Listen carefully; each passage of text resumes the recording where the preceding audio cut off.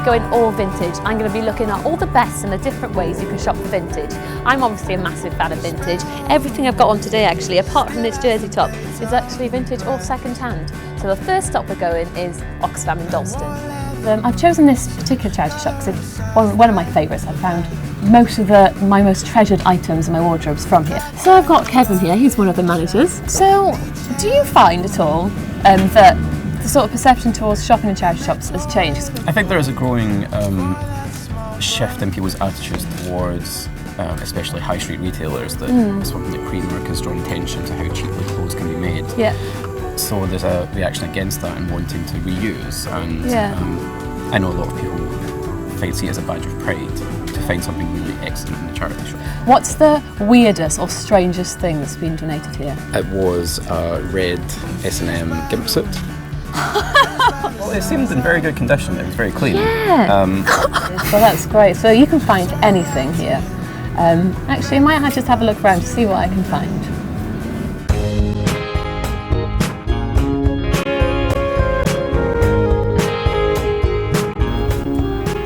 So I've had a quick look around to see what I can find, and I've actually found quite a few nice pieces here. So I found this, I think this is quite a nice shirt. It's from Topshop. This is quite summery, quite light. Maybe you could wear like a vest or something underneath with some jeans. I thought that was lovely. This dress, it's got, I think that's the back actually, this is the front.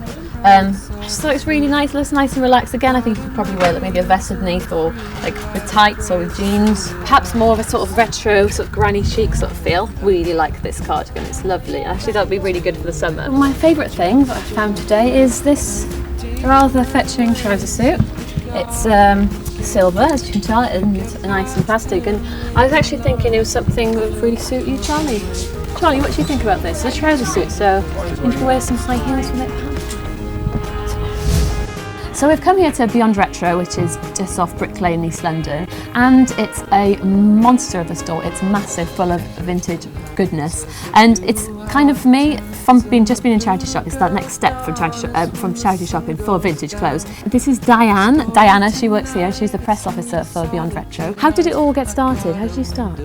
It's owned by a couple who are Canadian, and they still live over in Canada, but they've got 2 stores in London, 1 store in Brighton, and they've also got plans to open other stores this year. There's going to be more coming. We've also got the online store as well, which was just launched at the end of last year. Either directly or indirectly, everything comes from a charity who collect the clothes. Yeah. We obviously direct them with what we want in terms of trends, and each year or each season it changes, and we just have this massive collection. What is flying out at the moment? What's the latest thing to be flying out?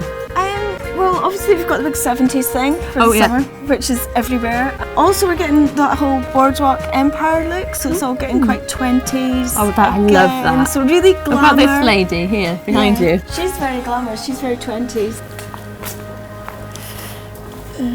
I love shopping. So we were talking earlier to Diane about the specific styles that are popular at the moment, and we had the 20s and 70s, and I picked out a couple of items that I might try on to complement those styles. Let's have a go.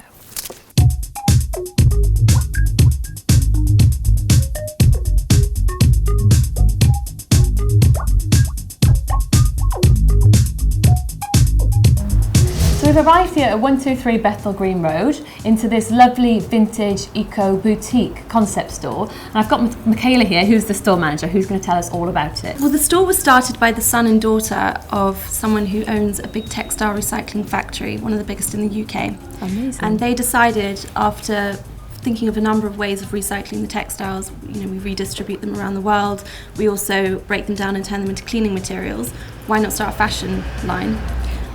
So they bought this building, an amazing 4-storey building. Yeah. And decided to fill it with our own line, which is all made from the recycled textiles, reclaimed. All of the buttons and all of the embellishments are taken from vintage clothes. Yeah. Also, we have a stock of vintage clothes, premium vintage, and then all of the brands that we stock here are either produced and entirely manufactured in London or also made from reclaimed fabrics. One of the new designers we brought in this season is Rainbow Winters, and she uses this really innovative technology with her fabrics where they actually respond to UV light. That's incredible. I almost want to go raving for that reason alone. Just to wear the dress. And I don't even like rave. You can see the lightning. This is another one of our in-house designers. We produce in East London at our factory. Yeah. The designer Dr. Noki, he started by sourcing his fabrics from our factory, and he really pioneered the eco-sustainable recycled fashion. So we've had a great day out shopping for vintage, and it's been great to see the evolution of vintage shopping, how it's developed and it's encouraging this ethical design. And we've got Amelia here from Amelia's magazine, who's just published a lovely book, and it's featuring illustrations and also ethical fashion designers. Tell us a bit about yourself and how this book came about. Well, obviously Amelia's magazine has been going for 7 years now, and it's always done a lot about fashion, and I've also always been inspired by environmental issues and worrying about what's happening with the earth, and tying the two more and more together over the years. So it made sense for me for my next book to focus on that kind of tying together of things, and also of course illustration, because Amelia's magazine is very well known for illustration, particularly online now. So getting involved with ethical fashion design and hearing about it, it takes away that guilt from you feel perhaps from taking an interest in fashion. Everybody's interested in fashion to a certain extent, and anybody who says they're not is probably lying. You know, everybody has to wear clothes, and at the end of the day, you know, a lot of people are obsessed with the way they look or the way that others look, and clothes can be beautiful, and I don't think we should beat people up about it, but I think that we should also always think about the concerns of what clothing and wearing clothes is doing to the environment, which is why I wanted to prove that you can have ethical fashion design which is also really attractive, really appealing, really beautiful. I think it's really important to make that clear, and I think that things are moving that way now. Is there a sort of more of a rise in the interest in ethical fashion, that you can actually compete with higher end designers on the same sort of level? Is that happening at all? I think that's definitely starting to happen. You know, a lot of people are coming through now who are actually trained in fashion design, who want to design in an ethical manner, and before, people who were making ethical clothes were principally people coming from an environmental viewpoint, and so they maybe didn't have their design skills. And I think that places like 123 Bethnal Green Road, where I had the launch for this book, and who stock a lot of the people who are featured in this book, you know, are really promoting that, and I think that's brilliant. If we're to make a difference, people have got to be attracted to it on the same level as normal fashion. And you know, for too long, ethical fashion has been quite bad, to be fair, and nobody's ever, you know, the vast majority of people are not going to be attracted to it. It's only once we start getting really good quality design, which, you know, when things will start to change. Basically what I was looking at initially was just vintage shopping and different ways of shopping for vintage, but what I came across was, in fact, everyone's commitment to recycling, and obviously second-hand and vintage clothes are recycled, but it's not something I really think about when I'm shopping for clothes. So in the competition this week, we've had a few answers, and we've had a great answer by Isabel Cartwright. She likes teaming old and new, and she likes to keep things relevant, so she doesn't look too much like she's raided her granny's wardrobe. And also she says her favourite has to be her Victorian-style court shoes with a carpet bag pattern inherited from her grandma, which I team with black tights and colour dress. I think I'm a big fan of like raiding kind of my grandma's like wardrobe. I've got like this belt was my mum's, and I've got like a lot of jewellery. I think my top tip would be to raid your parents' wardrobe. Sure. Who else? So Emma Page Young. Vintage scarves are always great to turn into a turban, a la Sarah Jessica Parker and New York Fashion Week, Spring Summer 2011. And they're also relatively cheap, and you can do lots of them in different colours for different outfits. I like that. And over we've got Harriet Moss too, and she likes vintage finds from eBay and Islington.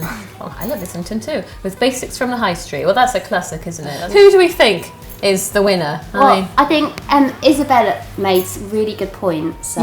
The key to vintage is like just to mix it up with, and I think the inheriting thing's really good. Like, So Isabel Cartwright, you're the winner of the Primark goodies.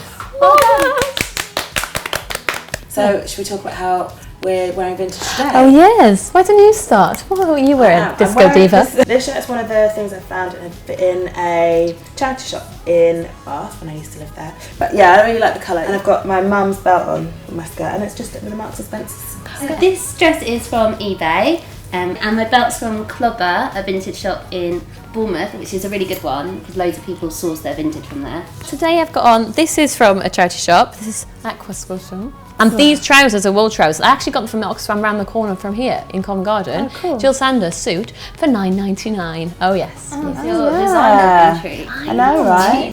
So basically, I think what we've all come to the conclusion is that we're all mixing vintage and high street. So I think that's the way forward. Yeah, for sure.